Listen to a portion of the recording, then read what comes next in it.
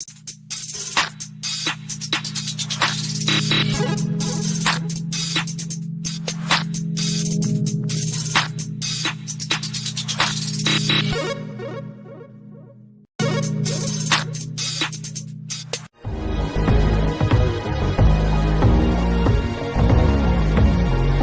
listening to The Trade Gods. What's going on, Player Profiler Nation? It's Matty, Kiwoom, and we are here for the latest episode of The Trade Gods. Of course, I am joined by my fellow Trade God brethren, the morning man, Mr. Jason Allwine, or should I say Mr. Havoc Reeker with these blockbuster trades you're doing at TGIF. What's going on, Jay? Dude, it has been, I'm just enjoying the off season a lot right now. I think this is really the best time to make trades. I know we always talk, sometimes it's in season, nice flipping these players after spike weeks, but this speculative period, man, everyone looking to reset their squads. It has been exciting. Starting a wake and take league now. We've got the draft coming up at the end of the month, so we're going to talk some rookies today. We had the Stephon Diggs trade happen today. It's been a wild one. It has genuinely been a wild one today. I'm excited to talk trades. I'm excited to be back with you. Let's get it, man. The NFL certainly decided, hey, these guys like fantasy. They like betting. They like content 12 months a year. Let's give it to them. And they have, and it's been great. And I love it. I love this part of the year too. I just actually booked my ticket to Detroit. Nice. Getting very, very excited for the Player Profiler Draft House. But today's episode, we're going to keep the pedal to the metal. We're going to keep the gas going. We're going to keep at high speeds, keep redlining these episodes. We've got another banger today. Today we're talking about trading for rookies. And we both get this all the time where it's like, hey, Jason, should I trade X veteran for this round pick? Hey, should I trade Y veteran plus this for this round pick? And you end up having to ask them a ton of questions as to who's probably going to be there. So today what we're doing was we're going rounds 1 through 5. We're picking a player in those rounds. So 10 total players from the 5 rounds that we are coveting, guys that we're targeting, guys that you should trade for. And we'll kind of tie that into the trade so that if someone offers you the 102 for X player, what does that mean when we link the rookie to that? So we're going to get into a little bit of rookie talk here on Trade Guide. So let's get started. Let's do it.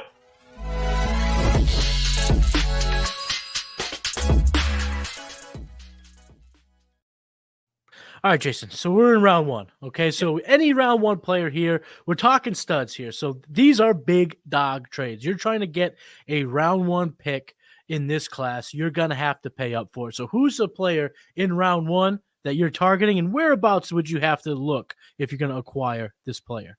Yeah, I'm looking to get Brock Bowers in single quarterback. That's going to be about the 104 in super flex. I want to say it's like 107, 108, sometimes a little bit. So we'll just say 107 because it kind of varies depending on league format, someone's excitement of getting Brock Bowers. But to me, honestly, he is the most insulated player in the first round because we've seen even now with Kyle Pitts where, he's been disappointing. Yeah, he's faced some injuries. But still to trade for him, you have to give a first-round pick or more to get Kyle Pitts. And that's just what happens in the tight end landscape. And so when you've got a player like Brock Bowers at a position like tight end coming in, and you could get him middle of your first round, I think you've got to do it because when you start to look at the profile, I mean, a million people have gone on and on about this, but he didn't do his pro workouts. He didn't do his NFL combine workouts, but we have his high school metrics. And even his high school 40-yard dash was a 4.48, which puts him in the 98th percentile among NFL tight ends, and 6'3", 240 pounds. He scored 13 touchdowns as a freshman in the SEC, consistent producer the entire time. I mean, literally everything you want in a tight end in college, probably going to bring that to the NFL as well. He was a 2-time John Mackey Award winner, the only tight end to win that award twice while in college. I mean, we can go on and on. Everyone's gone on and on. But really the point is what I started with. His value is going to be insulated whether or not he ends up being as good of a prospect that we think he can be. And if he's that prospect that we think he can be, I mean, the sky's the limit. Brock Bowers there really isn't a whole lot that can be said about him. He's a fantastic prospect. He is going to work out for some teams. I think it's on the 10th of April, so we should get some at least approximations of his athletic profile, which of course we're already very, very excited about the prospects of Brock Bowers. And I think what you just kind of trying to tell the people watching Trade Gods is, if this tight end slander that's kind of captivating the rookie drafts, where you're seeing Bowers now slip to the end of round one, I think Jason's just saying, don't be scared. If you want Brock Bowers, if he fits your team build and you can acquire a mid first at the price you're liking, that's the move you got to make. My first round guy, I'm talking early round one. This is very, very early. This is a pick 101 to 105, depending on your format. This is Malik Nabers. I just needed to talk about Malik Nabers. And what I really wanted to do to bring to the table here on Trade Gods is my announcing that he's my wide receiver one in the class. I have swapped him with Rome Odunze. And the reason being is you have Marvin Harrison number 3. I do have Marvin. They're all studs. But Jason, just let me tell you, let me just go to 99th percentiles of their performance profile. Who would you rather roster? AJ Green, Antonio Brown, or Larry Fitzgerald? Larry Fitzgerald. Okay, so that's kind of the Rome Odunze comp that you're hearing.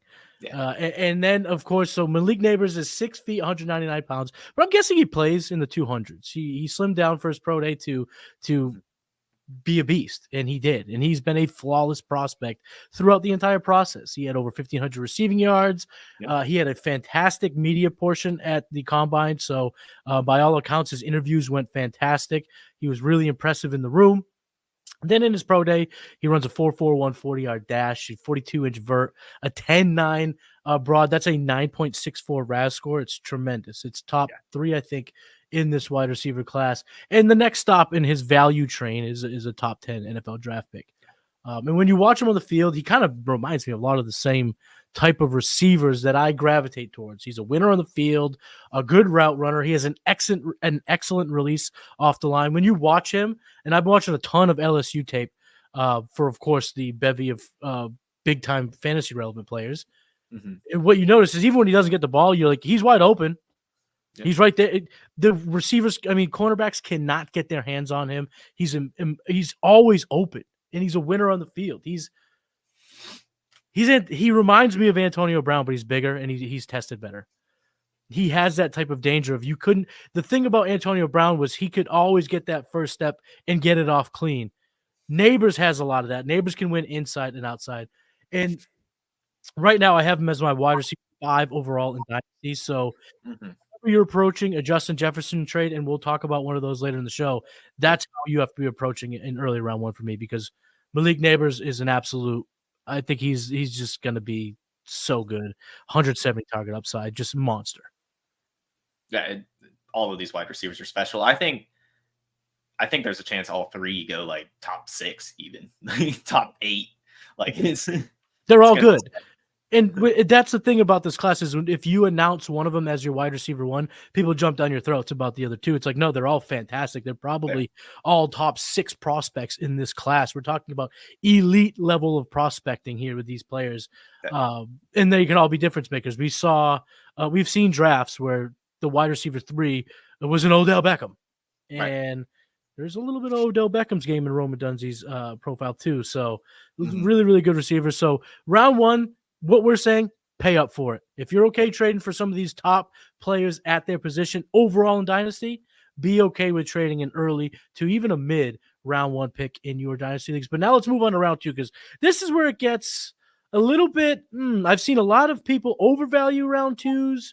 I've seen very few kind of nail that value for round 2. So I'm really excited to jump in round 2. Who's a player for you that you're saying, yeah, this is a guy I'm targeting in round 2? I've got a few here, so I'll give one, throw it back to you, and maybe throw it back to me. But because the second round is just such a jumble right now, and it varies by format. But one player in particular that I'm going to latch myself onto in the second round, no matter the format, is going to be Roman Wilson. I really don't know where the hype went. If you remember at the Senior Bowl, this guy's hype was unbelievable. And then he backed that up with a solid combine and good interviews and all that. And yet the hype is completely dissipated. If anything, his hype has been flipped with that of Ladd McConkey's. And they are literally the same profile, same 40-yard dash, within an inch of each other's height, within 5 pounds of each other's height. And yet Roman Wilson has had better college production. It's just coming off 800 yards and 12 touchdowns, which doesn't seem like a lot, but we've talked about it before. When you look at the Michigan passing game, 12 touchdowns is more than half of the passing touchdowns that were even on the team. And 789 yards is like a third or about a quarter of JJ McCarthy's pass yards too. So, I mean, like, he was just an alpha last season. And we see it with the 82nd percentile Dominator rating. He flashed at the Senior Bowl in such a big way. The hype's kind of gone, but I do think that he's still going to get second, early third round draft capital, probably going to be on a good enough offense, and has proven that he's a good wide receiver. So I think that you get a good producer out of Roman Wilson. Roman Wilson, unfortunately, is just subject of an insane class. The hype, the perception, everyone was able to catch up because people just blazed the 40, and people just look great. But yeah, Roman Wilson still safely inside my top 12 of the rookie class. Someone I think people should be very excited for getting in Dynasty. The guy that I'm targeting, or the guy that I'm okay trading for in the second round, and this could be anywhere up to probably, I would say, the entire second round, and that's Jaylen Wright. Right now, his ADP on Sleeper is 209 in rookie drafts. To 211, depending on your format. And so he's a guy that I have as running back 1 in my class, in my ranks. He's 5'11", 210. He lit it up at the combine, 98th percentile 40, 95th percentile speed score, 95th percentile burst score. He has unquestionably, in my opinion, the best home run hitting ability in the running back class. He does have a chance to be the top running back taken in the 2024 NFL draft, which is huge for immediate success at the NFL level.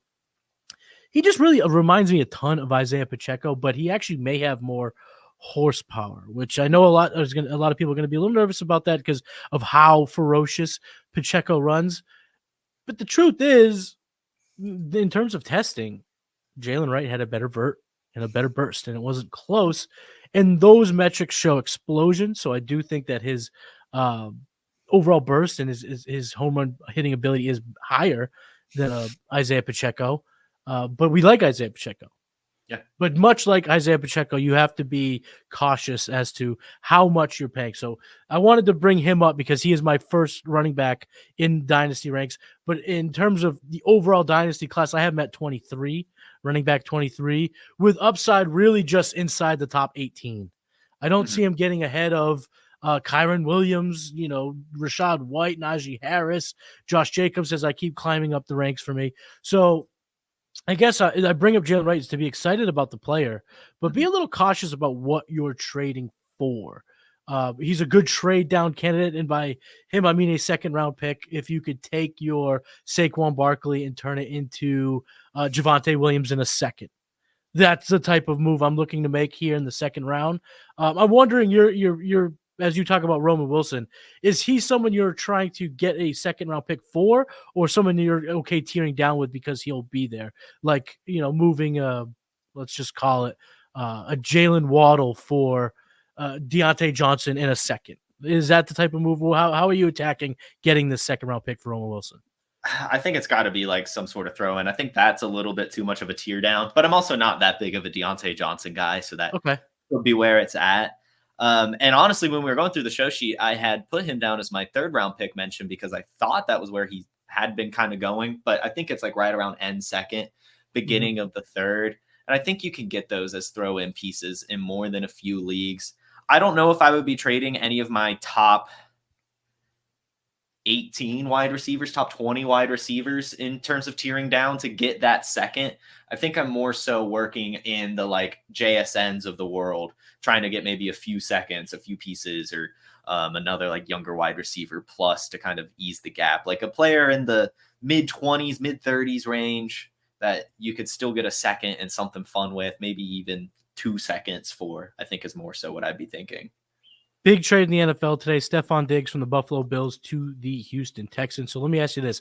You have Stephon Diggs. Someone loves that trade. They have Nico Collins. Hate it for Nico. They offer you Nico in a second. Are you taking it? I take it. Boom. I take Love it. And I think you could probably even get a little bit more right now. But yeah, I Oh, think that I easily smashed that. Pause. Wait, did I use that right? I don't know why I'm trying to be. I'm 36. I don't know slang. I don't know if Pause. that even works. I have to Anywho, I did want to ask because I think the running back market in general is very, very interesting in the second round in particular. They were talking about it on Mind a Mansion yesterday with Scott Connor and Clay from Dynasty Trades in 5. And one of these running backs, if not two of these running backs going in the second round, is probably going to sneak into the first after the NFL draft is done. I would not be surprised if it is Jaylen Wright. So I think if you can be getting him in that second round right now, especially at the end, that's really, really special. And really all of these running backs that you take a shot on at the top end, I think they really do have a chance to their draft capital to kind of shoot up after the NFL draft. So I think that's a good position to be targeting right now. love it. Love it. So let's move on to the third round, Mr. Allwine. All right. What player are you targeting and what type of third round pick would you have to acquire to get him? Yeah, so I guess just real quick, I did want to say if Michael Penix and Bo Nix stay in the second round, I think those are guys you should definitely be taking shots on. But we're seeing them kind of hang around even in the third. So definitely if they're there, get them. But the real third round pick, the guy who's actually going to be there is Jerry Rice's son, Brendan Rice. This is just a guy, he scored 12 touchdowns last season, has some decent workout metrics like a 4.5, 78th percentile speed score. Like it's just all right. But he's 6'2", 208 pounds. And you can agree with me here. I believe you said the same thing with your thoughts at the combine. He looks a lot bigger than 6'2", 210 pounds. Like, I don't know what it is, but he's just shredded. And he just looks like a beast on the field. And he has really, really crisp route running. I remember being very impressed with him following the Senior Bowl when I laid my eyes on him. And he broke out early at college too, 18 and a half years old, 96th percentile college breakout age. So this is a guy who produced early in college. I think he'll produce early in the NFL as well. He's been getting polished, recently, and I think even imagine a little reuniting with maybe Caleb Williams or something there in the third round. Maybe not great year one, but year two, I think that could be huge. And I just think that the potential for this guy is pretty big. I'm not saying he's Jerry Rice by any means. In fact, I don't think he'll ever be a wide receiver one. But I do think he could be like a 1B or maybe like just a high-end wide receiver 2, like a T. Higgins type.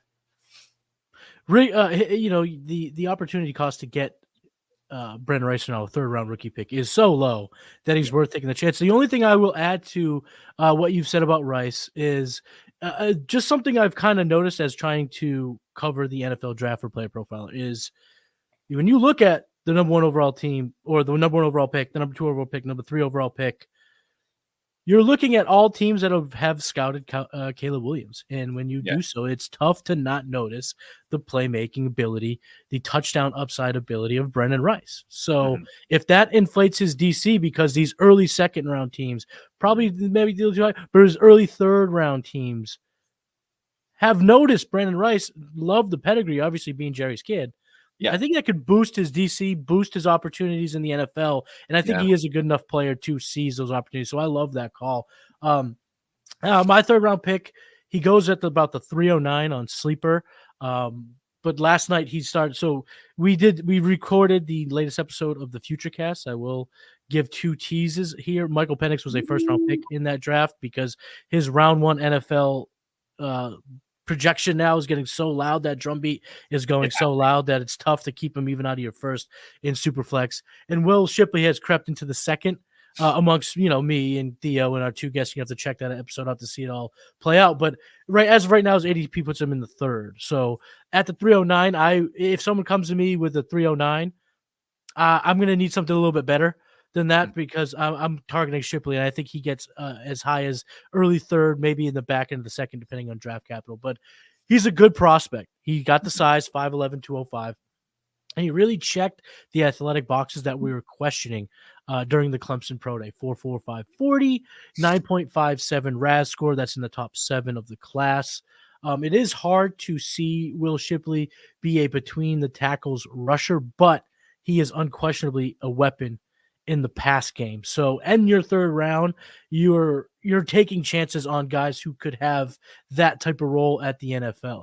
30 receptions or more in each of his last 2 seasons at Clemson, 240 receiving yards each of his last 2 seasons at Clemson. And when you watch him on tape, it's really tough to not see Tony Pollard. Similar size, similar athleticism, great abilities in the passing game, struggled between the tackles early on. So however you look at that, I think is how you can really gauge whether you'll be okay taking the 304 in hopes to get Will Shipley, or if you need to push it to the 212 to get Will Shipley. Because on one end, Tony Pollard is a top 20-ish running back in fantasy. So that's good. But on the other side, it took him, into the last year of his first contract to even be consistent. So there is going to be that learning curve for Will Shipley. That's why I think right now in the third, I like him. And I would chase it into the second if a team invests a little bit more DC than expected. But right now, someone comes to you and they're offering you veteran that you're willing to move, and they give you the 306. Yeah, I'm taking that with hopes to get Will Shipley. So I like Will Shipley. Let's move on to the fourth round. Actually, you know what? Before we do, we gotta take a pause for the cause, Jason. We gotta listen for this week's sponsor. Yes, we do. We're gonna be good company, boys.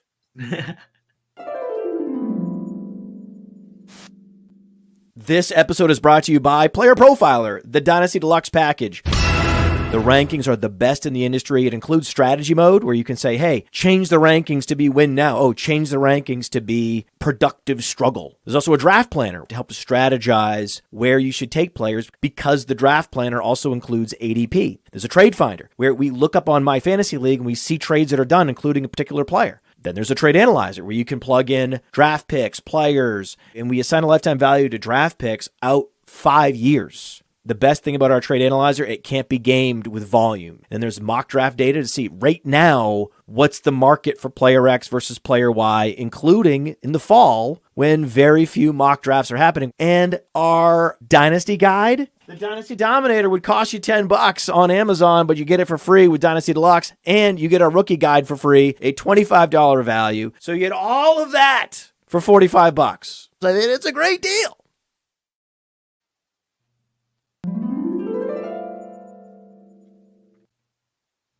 Welcome back to Trade Gods. Matty, Kiwoom, Jason, Allwine. We're talking about rookies here and what we are trading for. Now, Jason, your fourth round rookie target is a running back that is going to see, I think, a substantial amount of helium, especially here at Player Profiler. So dive into the fourth rounder that you're saying, you know what, give me that fourth round pick because I want this player.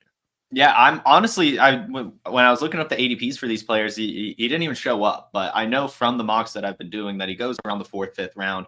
And I do definitely agree with you that helium's going to be there. This is the workhorse back in this NFL's draft. Like, I know he's like, when you look at the build, right? 5'8", 213 pounds. That's Maurice Jones-Drew staring you in the face. 91st percentile BMI. And that's actually who he compared himself to when I talked to him at the Senior Bowl.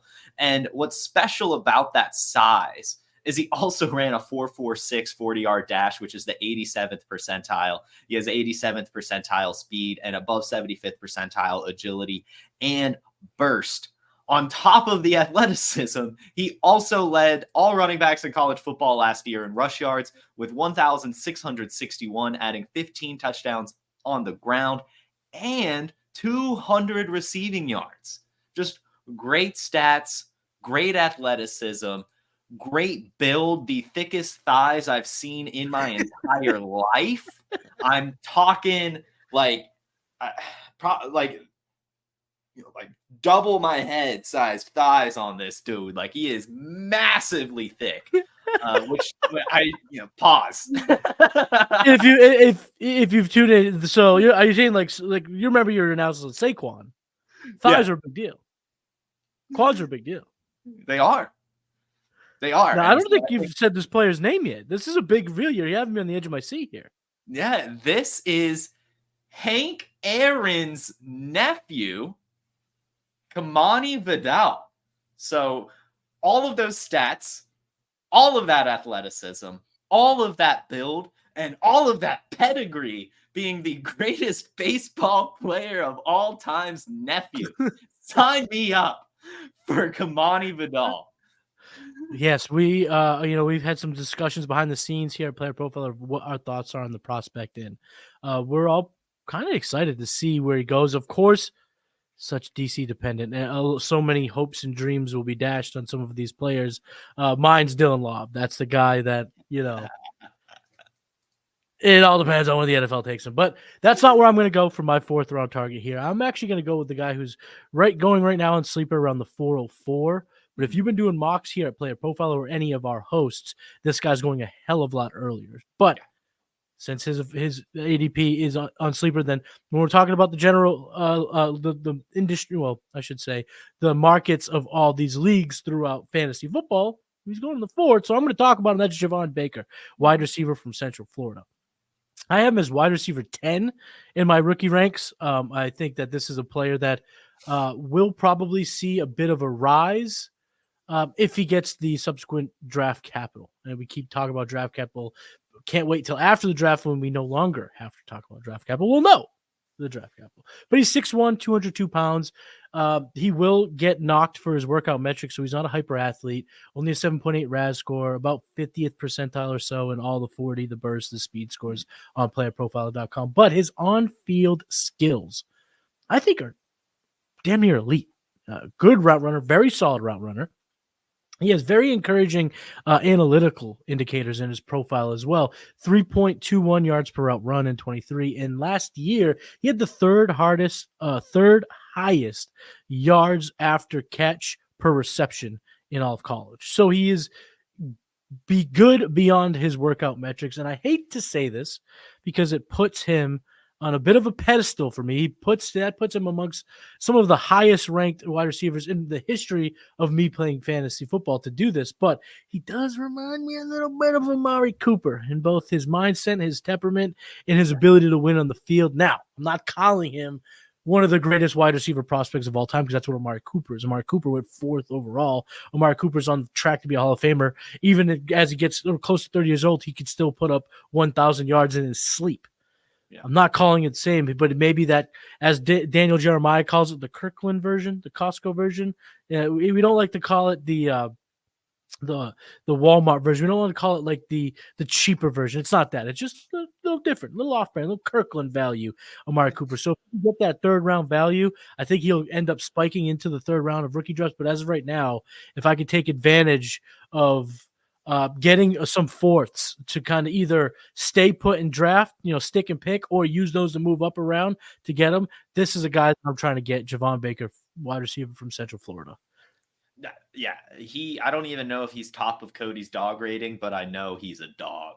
Like this is the temperament you mentioned, kind of Amari Cooper. He just gives me George Pickens. He just seems like just a menacing guy who can't quit. Cooper, like I talked to him at the Senior Bowl. You interviewed him as well, and he had the same intensity. But I was just like, hey, you had a good day of practice. Like, how you feel? Oh, I'm never satisfied. I'm actually not happy at all with what I did today. Like, whoa.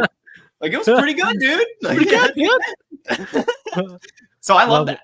I love good call.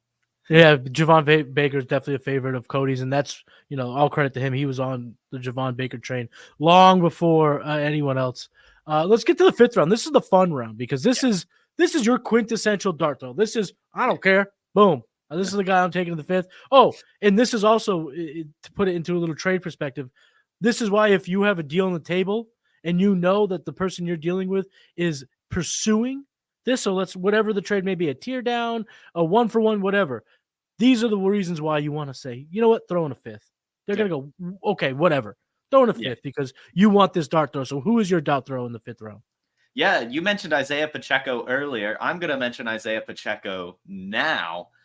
And I'm going to go with 6 foot, 220 pound guy who runs a 4.33 40-yard dash, Isaac Guerendo. I honestly have no idea why he hasn't ballooned when we post combine. I know that I guess technically he has ballooned because he wasn't even in the sleeper ADP. That's pool, right. And now he's in the 5th round. So I guess technically in a way that is a big rise. But when you see athleticism like that, I felt like we would see more excitement. 99th percentile 40, 100th percentile speed score, 98th percentile burst, 84th percentile agility, again at 220 pounds, 6 feet tall. The concern here from people is that he didn't have much college production. His first 3 years, he was a backup at Wisconsin to good old Braylon Allen, who's going to get drafted ahead of him. But he did transfer to Louisville last year, get over 1,000 all-purpose yards, had 11 touchdowns, was very efficient, only 150 touches, but still over 1,000 yards. I mean, that's pretty impressive. And that goes to show how explosive he is when you already see the workout metrics. So I think with the right landing spot, this guy could end up being exactly like Isaiah Pacheco, a guy you spent your 5th round pick on, who just earns the trust of coaches, is explosive all year, and eventually falls in a situation where he's the starter. Even as an undrafted kid in the draft, in a couple weeks, he's someone that you're going to want to put on your radar. Scott Connor, who you mentioned, was just what? I said, yeah, of course, like the taxi squad or something. Yes, right. You're going to want to play around that. You know how excited we were about Dwayne McBride for a few weeks in. And I know, and I don't mean that to be a knock on Grendo. What I mean is he had value at points of the summer last year. He had tradable value. So getting this guy now in your 5th round, or getting a 5th rounder to potentially take him, it can have a bit of a value spike at the very least. So Isaac Grendo, running back from Louisville, good call there. My 5th round dart throw is for our Superflex listeners. Joe Milton III, Tennessee quarterback. He's undrafted. He's not even on the sleeper ADP. But in the mocks that we've run, I've seen him go in the fifth round of the Superflex. And for me, I'm taking him because he's a freak. He's just a freak athlete. 6'5", 245, ran a 4.55 at his pro day. He probably has the most prolific but it is raw, but the most prolific arm in the class. Very raw, though. Don't get me wrong. He has a mountain to climb to even be fantasy relevant at any point in his career. But as a dart throw in the 5th round, I think he has some of the best chances to have like that Lynn Sanity type of run like we saw out of Josh Dobbs this year. We've seen out of others in the past. And because of his athleticism and because of his rocket arm, I also think there could be a potential value spike as early as 2024. If he just happens to get the field because of 2 injuries and he does that Will Levis first game of the year, you can be at a whole different trade table with his value. So I'm taking the shot on him in the 5th grade, in the 5th round. I like that a lot. Joe Milton, beast. I'm just gonna take a shot, and I will say this in terms of how I have him ranked. If he's even within a stone's throw of draft capital to Spencer Rattler, I will have him higher than Spencer Rattler in my rankings. Oh, 100%. I don't understand the Spencer Rattler hype, but we won't go into that. But with Joe Milton, I just mocked him and have to write a player profiler article coming out later this week predicting the top QB landing spots. And I mocked, we'll see how it goes, Joe Milton to the Packers with their 5th round compensatory pick. And I can't imagine a better scenario for a backup quarterback. Now, that's obviously a pipe dream, but hey. Those are the type of teams that always want their backup quarterbacks. Yeah. Joe Milton's also the team, Patriots as their 3rd quarterback. Yeah. Which I know isn't great, but he's going to get drafted. Someone's going to take a shot on this athletic freak. So that's the dart throws here. So that's it. Rounds 1 through 5, 10 players, 10 rookies that we're targeting. We hope we helped you kind of give some bearings to their potential in your rookie drafts and what picks you may need when you're talking trade at this point in the year. But before we say goodbye, before we sign off this episode, we're going to start a very new segment. We're going to do the TGIF trade of the week. We got the TGIF league. The boys are already getting crazy. My man Jason's here is making a bunch of deals. I guess I'm a little slow to the party, but each week we're going to break down one trade and we're going to have a little fun with it. So why don't we just dive right on in to this week's TGIF trade of the week. It's time to buy and sell. But this is the trade. I mean, this is massive. And also our boy Tyler getting in the TGIF and throwing out an absolute heater. Shout out to you. Yes. Side one's getting Joe Mixon, Justin Jefferson, and Brandon Ayuk. My brain already hurts. And Tyler's getting Jaden Reed, Sam Laporta, the 102, the 207, and the 25 first. So let's just cut it. Let's just start right in the meat of it. Who won the trade, Jason? Who won the trade? You got to pick. Oh, man. Who won the trade? Because this actually happened right before we started recording this. And I've been just trying to figure out how to split this up. I don't know what it essentially is. And I think in my head, I'm viewing it as Marvin Harrison Jr. and Sam Laporta for Justin Jefferson. Do you kind of get that as well?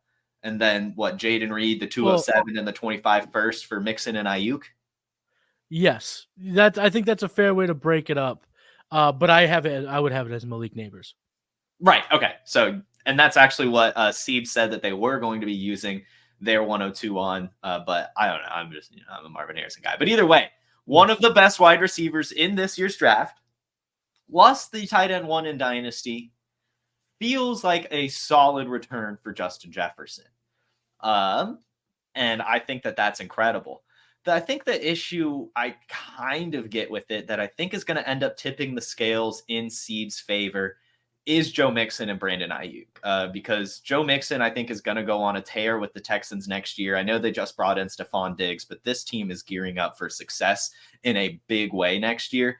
And Joe Mixon's going to be a big part of it, I assume. I mean, he's just a multifaceted running back, and I know he has the age there, but if you're trying to win now, I think Joe Mixon's a great running back to target, and that was actually a guy I'd been trying to get off Tyler when he put these guys on the block. And I think Brandon Ayuk still, we saw some success from him last year, and there's rumblings that he could be traded. Perhaps he's the Bills' replacement plan for Stephon Diggs, right? Maybe they just go trade for some Ayuk or something. Or he stays in San Francisco and continues to be on a really good offense and score some fantasy points there. But either way, I think the assets that Sieb's got overall are just, I think, slightly better, at least in the 2024 lens.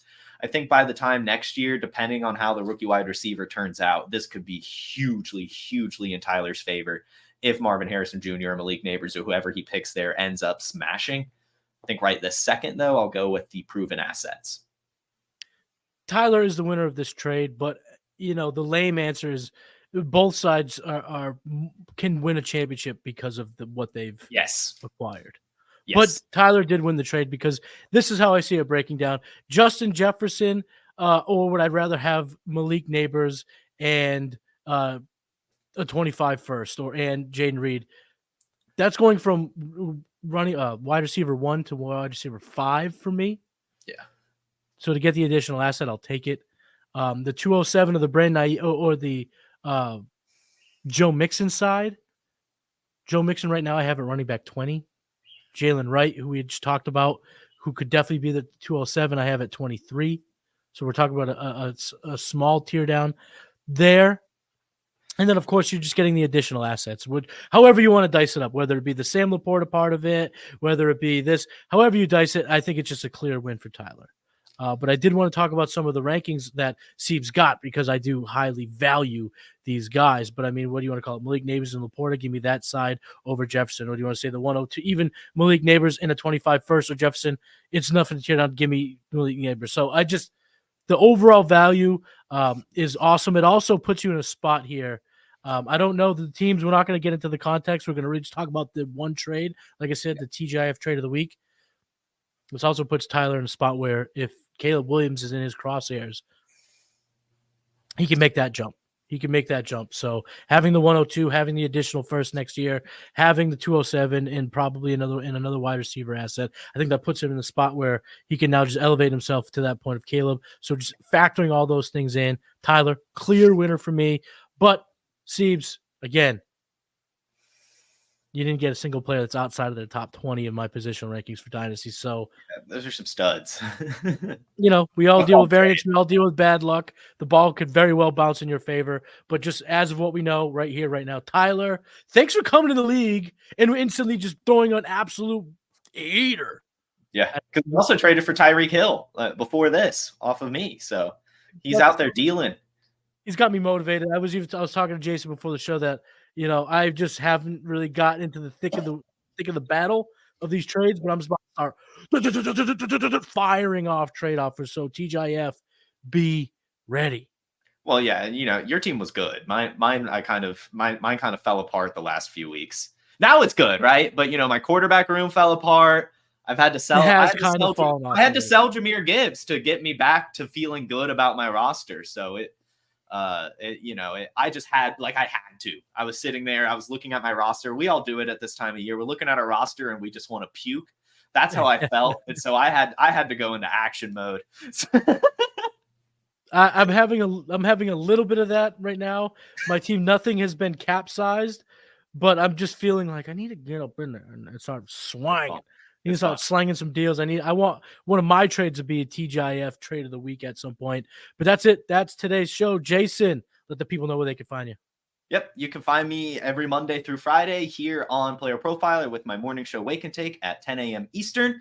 And then you could also find all my work on my personal Twitter at JFootballWine on Twitter. And then, just managing all the social media channels here. So Twitter, Facebook, Instagram, TikTok, go follow us there. We've got great content coming out every single day. Matty Kiwoom on Twitter. Make sure you are subscribed to the Player Profiler YouTube channel. Put those notifications on.